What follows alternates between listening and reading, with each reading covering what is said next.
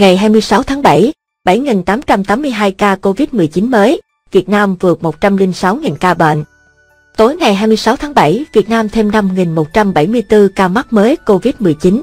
Tính chung trong ngày, cả nước ghi nhận 7.882 ca COVID-19, trong đó 7.859 ca trong nước. Thành phố Hồ Chí Minh là địa phương có số ca mắc cao nhất với 5.997 ca.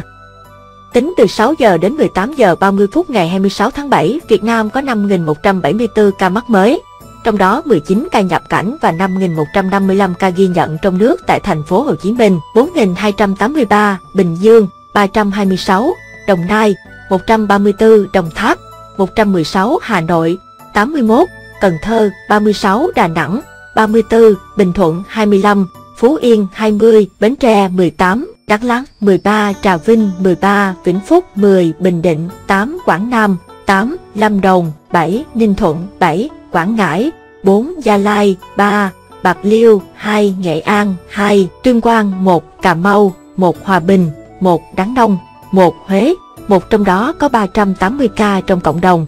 Trong ngày 26 tháng 7 có 7.882 ca mắc mới, trong đó 23 ca nhập cảnh và 7.859 ca ghi nhận trong nước tại thành phố Hồ Chí Minh, 5.997, Bình Dương, 733, Đồng Nai 259, Tiền Giang 201, Đồng Tháp, 135, Hà Nội, 81, Đà Nẵng 61, Vĩnh Long 49, Bình Thuận 48, Phú Yên 46, Cần Thơ 43, Bến Tre 37, Đắk Lắk 29, Bình Định 27, An Giang 25, Trà Vinh 13, Khánh Hòa 12, Vĩnh Phúc 10, Lâm Đồng 9, Quảng Nam 8, Hậu Giang 7, Ninh Thuận 7, Đắk Nông 6, Quảng Ngãi 4, Gia Lai 3, Bạc Liêu 2, Nghệ An 2, Hưng Yên 1, Tuyên Quang 1, Cà Mau 1, Hòa Bình 1, Huế, một trong đó có 887 ca trong cộng đồng.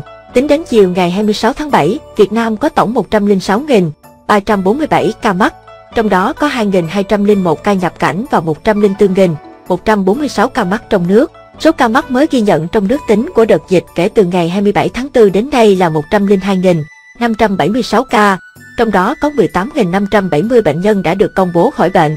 Có 7 phần 62 tỉnh, thành phố đã qua 14 ngày không ghi nhận trường hợp mắc mới. Yên Bái, Quảng Trị, Thái Nguyên, Điện Biên, Hải Dương, Quảng Ninh, Bắc Kạn. Hiện 10 tỉnh, thành phố không có lây nhiễm thứ phát trên địa bàn.